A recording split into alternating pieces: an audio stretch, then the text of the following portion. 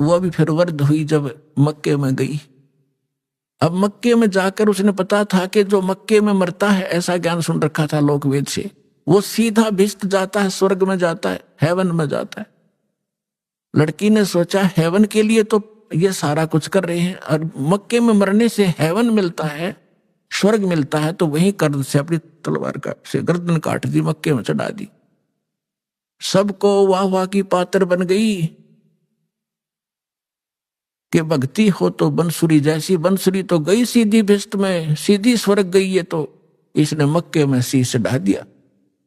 फिर बताती है कि मैं कहाँ गई, अगला जन्म मेरा एक वैश्या का बना, मैंने अपने खूब कर्म फोड़े, वो मेरा जन्म फिर समाप्त हुआ। अब मेरी आयु 12 वर्ष की मनुष्य जीवन की शेष थी, मानव शरीर की। और ये भी वहां धर्मराज के दरबार में जब मैं गई हुई थी, वहां मुझे पता चला, धर्मराज ने बताया कि ऐसे ऐसे तुझे कोई संत मिला था, वो साधना तूने 4 वर्ष की थी। हाँ जी, 4 वर्ष की थी, उसके कारण तुझे ये इतने मनुष्य जीवन मिले हैं। अब तेरा मनुष्य जीवन शेष नहीं है, अब तू पशु योनि में जाएगी, कुछ दिन इंतजार कर, तेरा नंबर आते ही वहां ठोक देंगे तुझे। तो उसने बताया कि ये आज परमात्मा खुद पहुंचे वहां पर, और धर्मराज के सामने वकालत करी वकील बन के कि ये मेरी भक्तनी थी, पिछले जन्म में मेरी साधना कर रखी है, इसको छोड़ तू अकाउंट नहीं ले सकता। धर्मराज ने हाथ जोड़ लिए और इनको वापस दे दी, मेरी आत्मा में यहां खड़ी हुआ। लोगों, ये भगवान आए हैं, ये अल्लाह अकबर है, आंख खोल लो, शरण ले लो। लाखों लोगों ने कबीर साहब की शरण ली। बोलो सतगुरुदेव।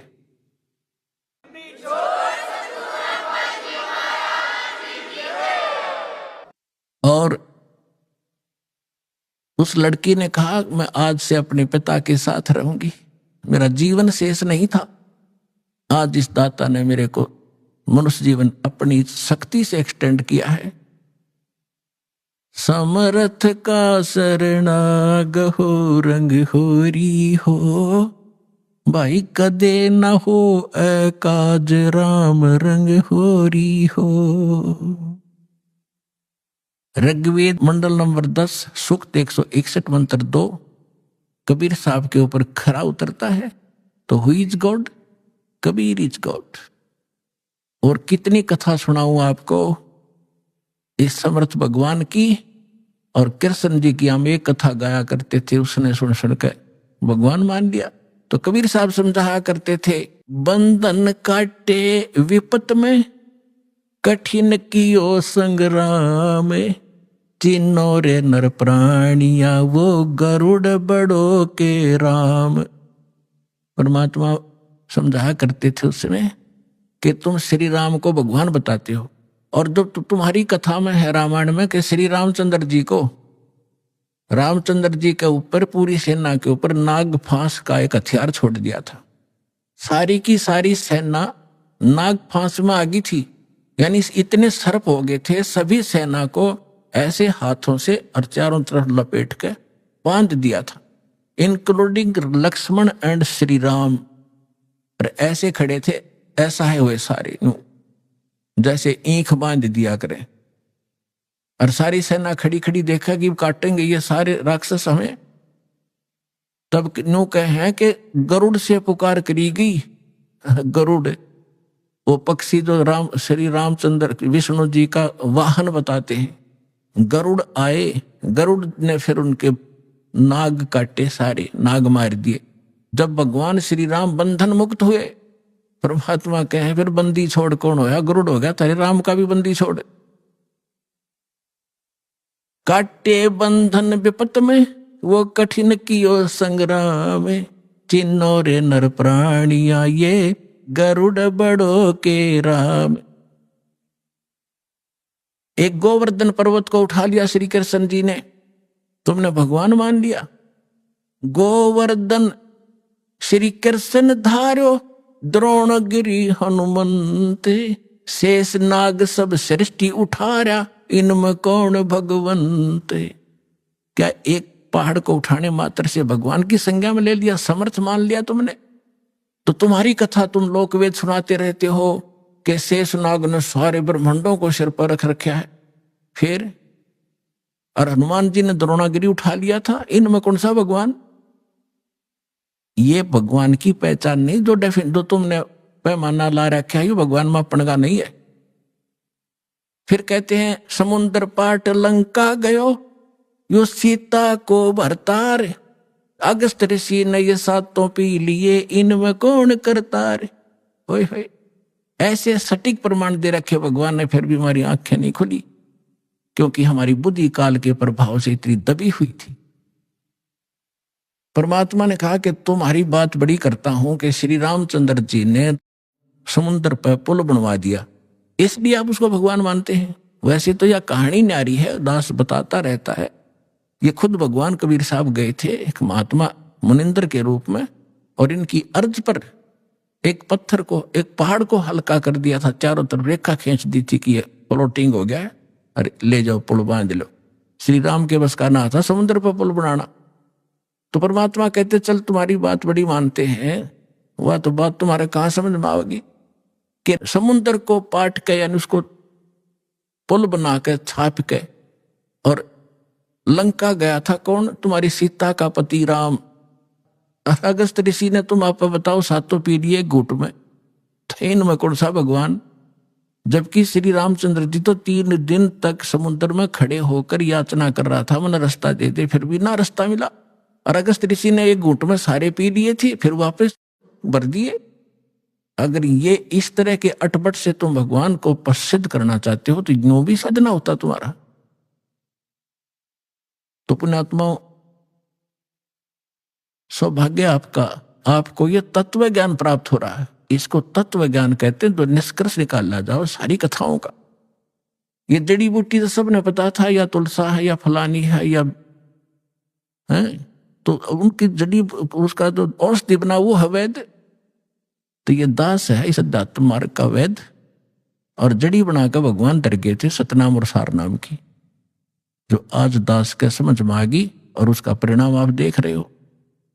लाखों लोगों का रोग नाश हो गया, घर में वृद्धि होने लगी, अपनी संतान को संतान मिल रहा है, रोग निरोग हो रहा है, और फिर ज्ञान ऐसा प्रबल आत्मा को गदगद कर देता है।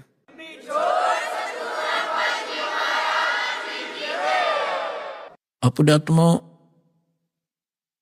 धर्मदास जी को परमात्मा ने तो थोड़े उदाहरण दिए थे दास ने, क्योंकि वो तो भगवान थे, अपने बारे में कहे तो ना समझ में आओ। इसीलिए एक गुरु की, एक दास की आवश्यकता होती है जो आत्मा और परमात्मा का मिलन करवावे। तो ये दास है इस विश्व में परमात्मा से मिलाने वाला, सच्चा ज्ञान बताने वाला, और काल के बंध से छुड़वाने वाला।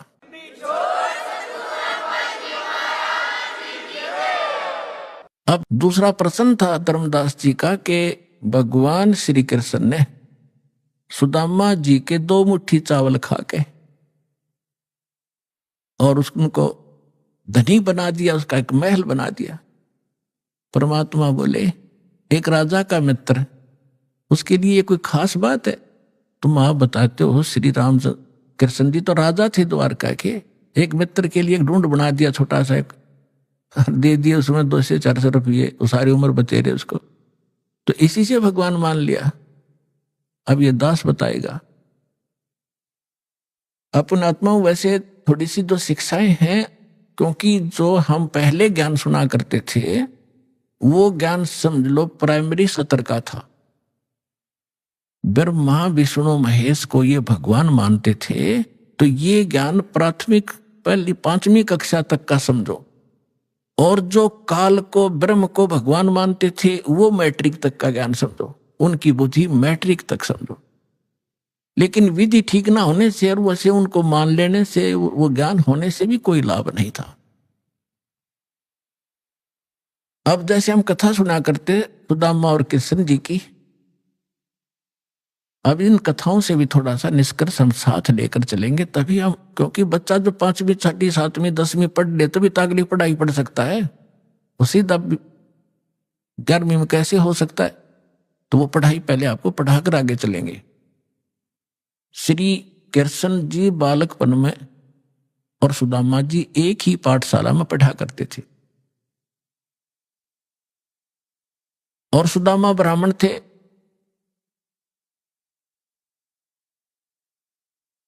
और ब्राह्मण भगवान के ज्ञान से अवश्य परिचित होते हैं। उनको ये मालूम होता है कि जो जैसा कर्म किया हुआ है वैसा ही फल मिलता है। सुदामा और कृष्ण अपनी शिक्षा पूरी करके अलग अलग, वो द्वारका के राजा बन गए। वो अपना एक ब्राह्मण, गरीब निर्धन ब्राह्मण था, 3-4 बालक थे, निर्वाह बिल्कुल नहीं चल रहा था। कई बार तो भूखे रह जाते थे, बच्चे भी रोया करते थे रोटियों को। अब सुदामा घना निर्धन था। उसकी पत्नी बहुत बार कहा करती थी कि आप कहते हो श्री कृष्ण राजा हैं, वो मेरे क्लास फेलो थे, तो क्लास फेलो की तो क्लास फेलो घनी इज्जत करा करे, आप जाओ कुछ धन मांग लिया, आप तो ब्राह्मण हो। सुदामा ने कहा ब्राह्मण का काम मांगने का नहीं होता, भिखारी का होता है। मर जाऊंगा पर मांगूंगा नहीं। लेकिन उस मिश्राणी के घड़ा कहने से, बार बार कहने से वो विवश हो गया कि चल या कहती हो तो मैं चला जाता हूं पर मांगू कति नहीं।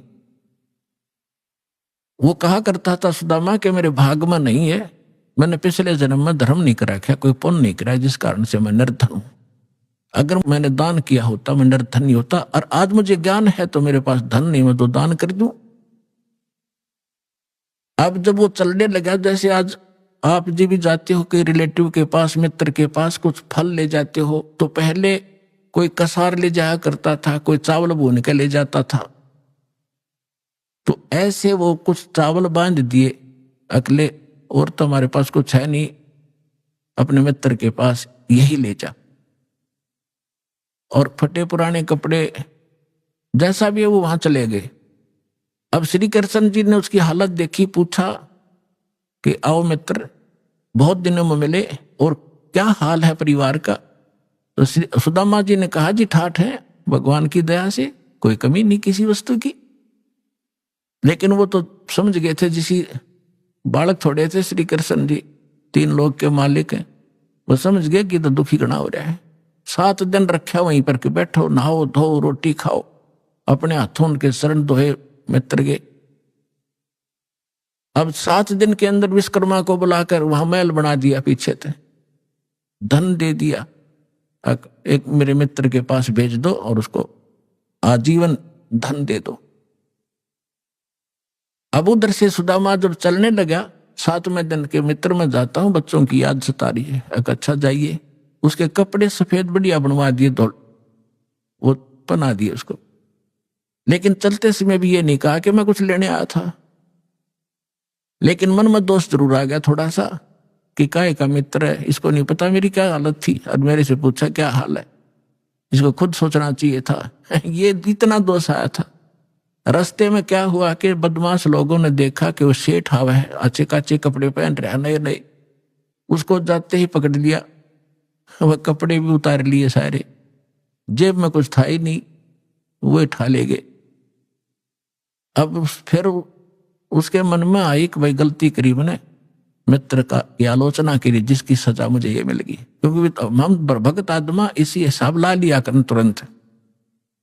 तो अब लंबी कहानी ना कहूं, दास उसने आकर देखा कि महल बना है, बड़ा खुश हुआ, लेकिन मांगा नहीं। इसको ब्राह्मण कहते हैं।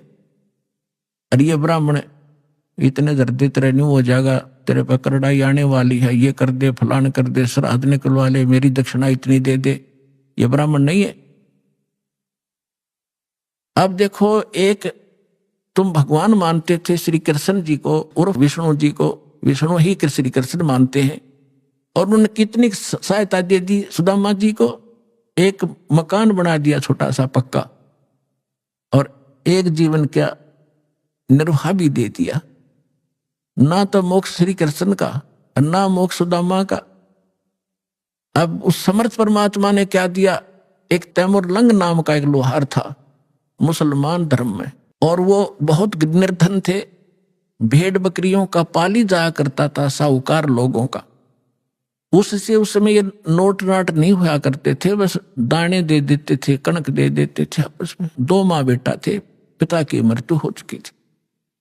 इतना निर्धन थे कि बस हैंड टू माउथ ही थी। उसकी माता बड़ी भाग्यवान थी, बहुत धार्मिक व्यक्ति की थी। कोई भी रास्ते चलता व्यक्ति आ जाता था उसके घर पे खाना खाए बिना जान नहीं देती थी। कई बार तो ऐसी स्थिति देखी है उन्होंने कि अतिथि आ गया, तैमूरलंग के संस्कार बढ़िया बने हुए थे और माँ ने रोटी बनाई, घर में एक अतिथि की रोटी थी, उसी अतिथि को खिला के स्वयं दोनों माँ बेटा भूखे सो जाया करते थे। ऐसे संस्कार उसके अंदर पड़े हुए थे और ये पिछले जन्मों से परमात्मा के हंस थे तैमूरलंग भी, लेकिन हम बीच में गलती कर जाते इसलिए भटकते रहते। एक दिन तैमूरलंग बकरियां चरा रहा था साहूकारों की स्वयं पाली बनकर, और जो खाना लेकर गया था घर से वो खा चुका था। अब परमात्मा उसी समय जिंदा महात्मा का रूप बनाकर उस पाली के पास पहुंच गए। तैमूरलंग के पास वृक्ष के नीचे बैठा था, बकरियां चर रही थी, कुछ वृक्षों के नीचे बैठी थी।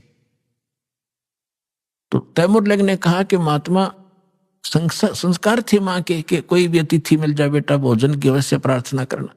क्या महाराज खाना खाओगे? कहाँ बेटा भूख लगी है। उसने कहा महाराज थोड़ी देर लेट आए, थोड़े से मैं भोजन खा चुका हूं और अभी मैं घर से लाऊंगा, सामने घर है, थोड़ी दूरी पे है हमारा घर गांव में, और अभी लाता, मेरी माँ बहुत अच्छी है, जाते बना देगी।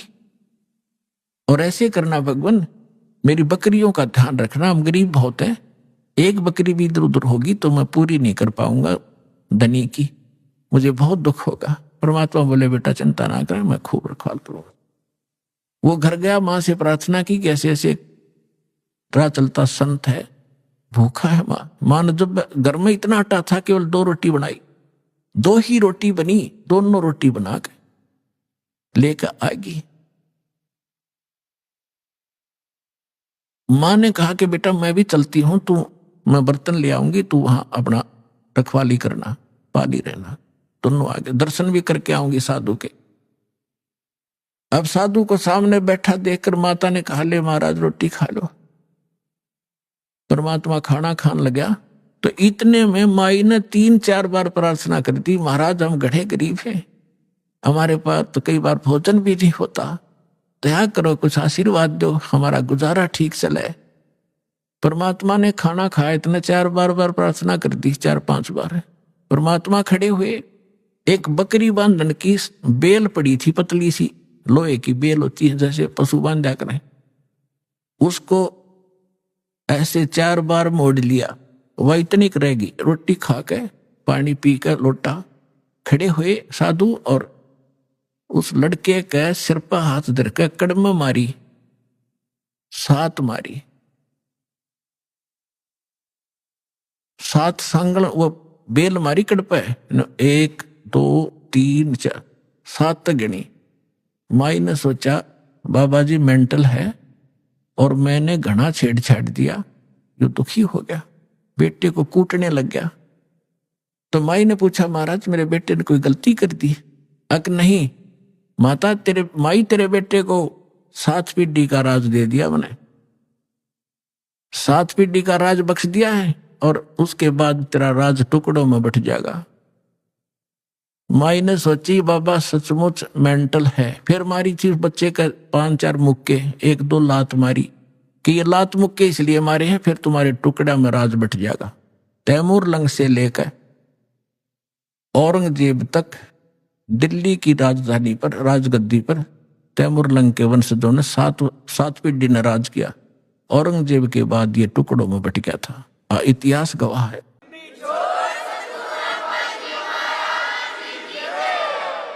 तैमूरलंग ने दिल्ली पर शासन किया था, अपना एक प्रतिनिधि यहाँ छोड़ दिया था तो उसको टैक्स देता था।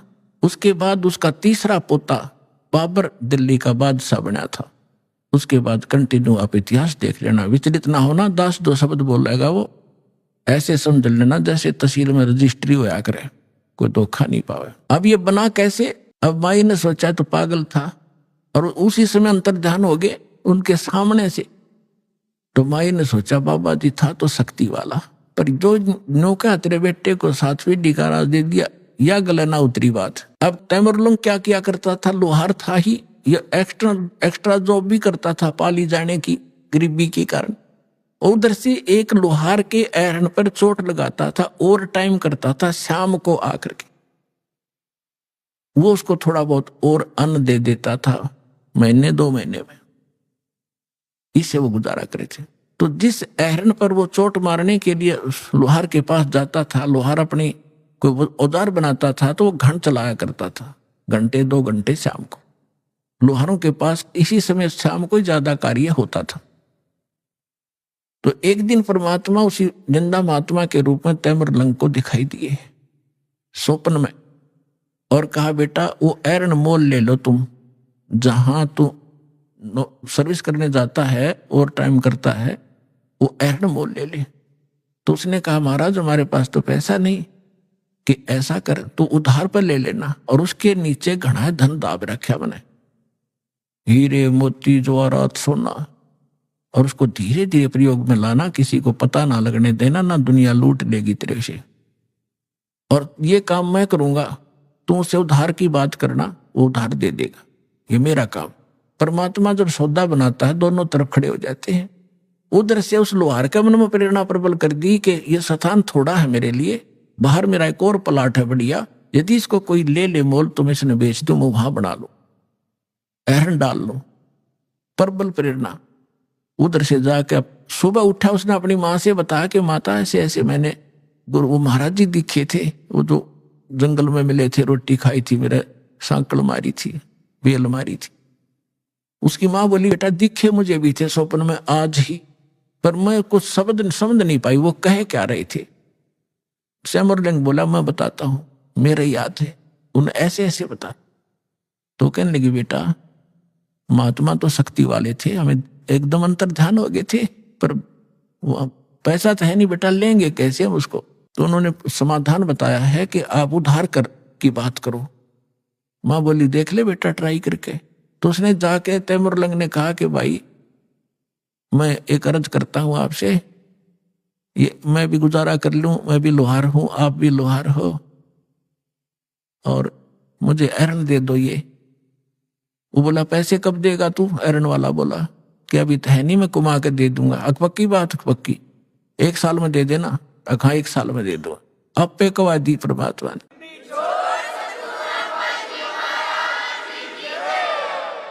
तो तैमूरलंग के ठिकाना नहीं रहा खुशी का, एरन भी छोड़ दे, एरन भी छोड़ दूंगा, पुराना हो रहा है। वहां जाके अपना नया गाड़ लिया एक लोहे का लठ उसने, और वो वहीं छोड़ गई। माँ बेटा ने चारों तरफ 4 द्वारी बनाई, कच्ची ईंटें बना बना कर कुछ, उस पे एक झोंपड़ी सी डाल ली और एरन बाहर रख लिया। नीचे से खोदा तो नो का नो धन पाया उसने। अपने आत्माओं उस समय जब ये पाली जाया करता था तैमूरलंग, उस समय उसने एक घटना देखी थी जो उसके हृदय को छू गई थी, वो मिट नहीं रही थी हृदय से। उसी नगरी का राजा घना निकम्मा था, और गांव की सुंदर लड़की उसके एजेंट बता दिया करते थे, और वो अपने मंत्री और सैनिकों को द्वारा उन लड़कियों को उठा ले जाता था, उनके साथ विलास किया करता था।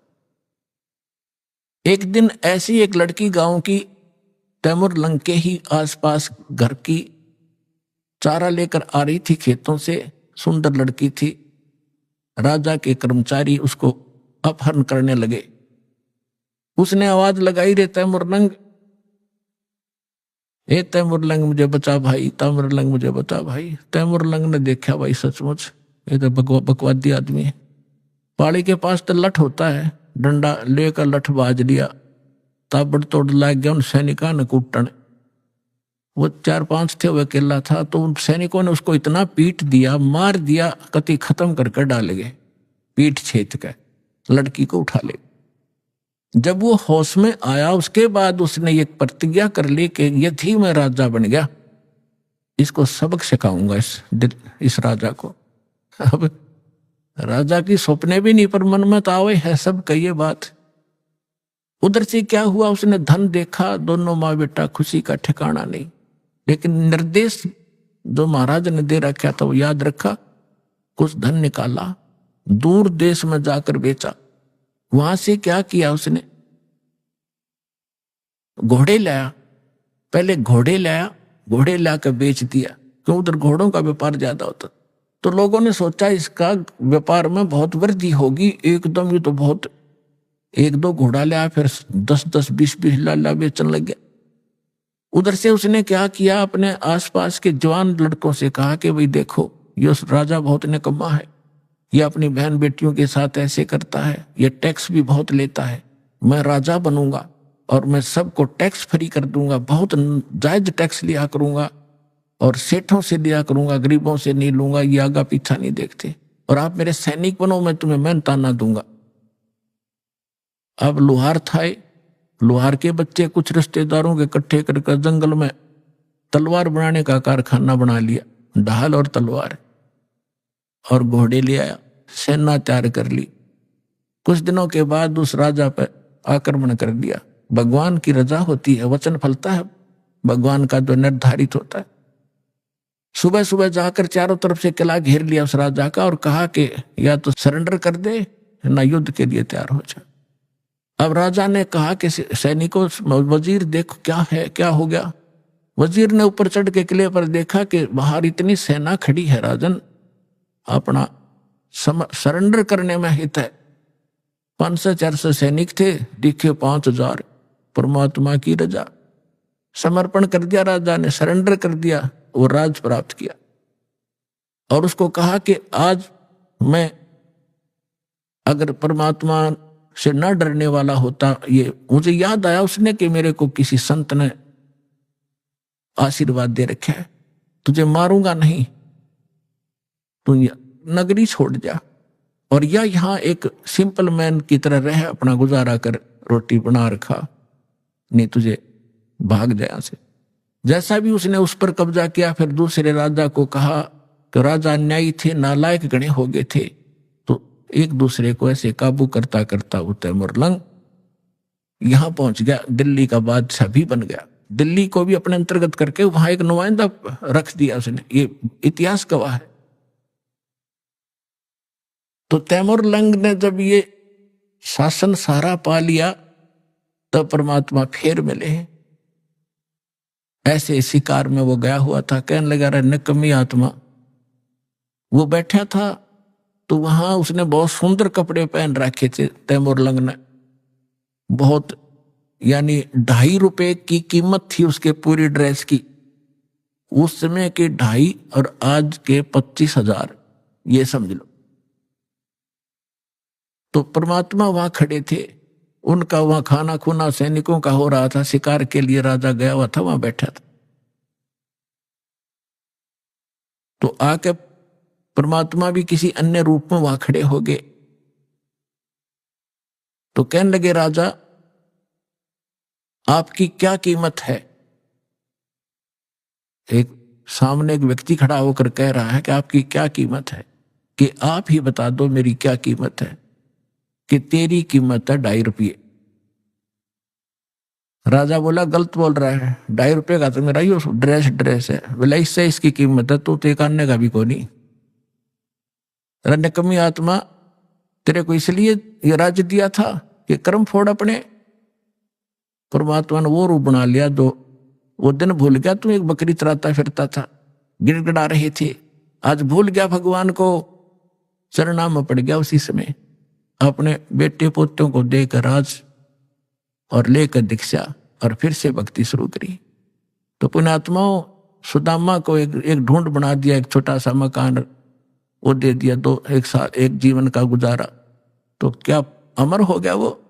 7 पीढ़ी का राज दे दिया कबीर साहब ने, 1 रोटी खा के, और फिर मोक्ष दिया उस प्राणी को। ये न्यारी ताकत है कबीर भगवान की। बोलो सतगुरुदेव।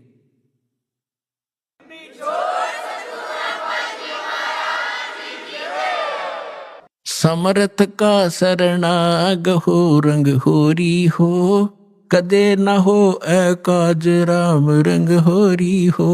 कि ऐसे समर्थ की शरण प्राप्त करो, यहां रहोगे तो जब तक मौत से रहोगे कोई आपत्ति नहीं आने देगा, यदि मर्यादा में रहे। और सतलोक जाओगे सदा का सुख हो जाएगा।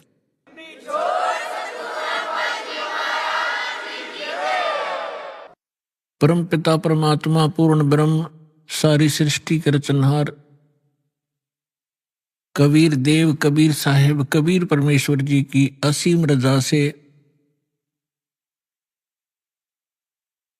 आप सभी पुण्यात्माएं सत्संग सुनने के लिए उपस्थित हुए। जिस प्राणी के बहुत ही अधिक पुण्य उदय होते हैं वो मानव शरीर प्राप्त करते हैं, और जिन मानव शरीर प्राप्त प्राणियों को सत्संग प्राप्त होता है वो बहुत ही शुभ संस्कारी हंस होते हैं।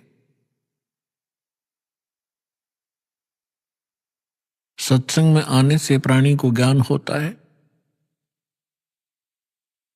कि आप कहाँ रह रहे हो, आपके जीने का उद्देश्य क्या है, मनुष्य शरीर किस लिए प्राप्त हुआ है। आप आज मानव शरीर प्राप्त हैं और आपको कितनी सुविधाएं प्राप्त है। अन्य पशु पक्षियों को आप देखते हो, कभी ध्यान भी नहीं देते कि ये इतने दुखी क्यों हैं। गर्मी और सर्दी, वर्षा और ओले गिरते हैं, ये सारा जीवन ऐसे ही प्राकृतिक आपदाओं को सहन करते करते मर जाते हैं। आप जी ने ये सोच रखा है कि ये तो ऐसे बनते रहेंगे और हम मनुष्य हैं, मनुष्य ही बनते रहेंगे। ऐसा नहीं है। ये भी कभी मानव थे, ये भी कभी मनुष्य थे, और इनको तत्वदर्शी संत सतगुरु मिले नहीं। ये भी अपने अनमोल मनुष्य जीवन को ऐसे ही व्यर्थ कर गए जैसा कि हम सतगुरु प्राप्ति से पूर्व कर रहे थे। उनको उसी साधना को सत्य मान रहा है, और यही सबसे बड़ी भूल है इस प्राणी की। क्योंकि साधना कौन सी ठीक है, ज्ञान कौन सा ठीक है, भगवान कौन पूर्ण है, ये जानकारी का कोई आधार बनाकर हमने चलना पड़ता है। अपनी अपनी डफली, अपने अपने राग से अब काम चलेगा नहीं। परमेश्वर ने स्वयं आकर के जो निर्णय दे दिया, पहले तो आप जी को ये प्रूफ कर दिया गया है कि परमात्मा कौन है। इसमें तो कोई शंका रही नहीं कि हु इज गॉड, कौन है परमात्मा। Kabir is God. Who Kabir, कौन कबीर। हम सुल्तानी नानक तारे दादू को उपदेश दिया, जात जुलाहा भेद न पाया वो काशी महे कबीर हुआ। अनंत कोटि ब्रह्मांड का एक रति नहीं भारे, सतगुरु पुरुष कबीर हैं ये कुल के सिरजनहार। ये भी बता दिया उन महापुरुषों ने जिनको भगवान मिले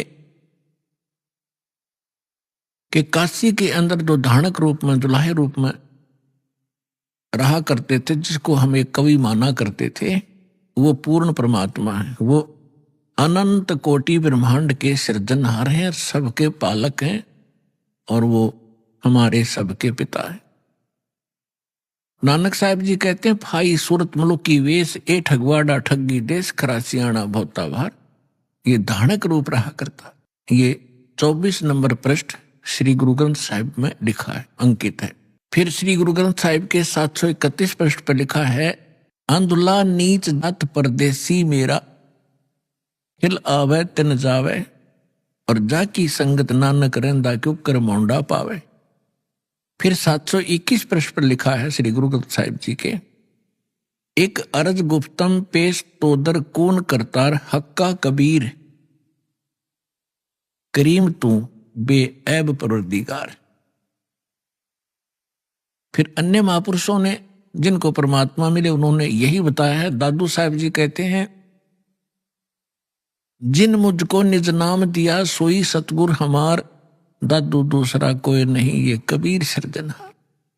और भी जितने महापुरुष हुए हैं उन्होंने परमात्मा कबीर जी को ही परमात्मा बताया है। हमारे वेद भी परमात्मा को कबीर देव कहते हैं, कबीर साहब कहते हैं, और कुरान शरीफ के अंदर उनको अल्लाह अकबर, अल्लाह कबीर कहा है। तो कहने का भाव ये है कि वो कबीर इज गॉड। और गीता के अंदर, गीता अध्याय नंबर 4 के श्लोक नंबर 32 और 34 में स्पष्ट किया है कि वो परमात्मा अपने मुख कमल से यथार्थ ज्ञान बोलता है, उच्चारण करता है।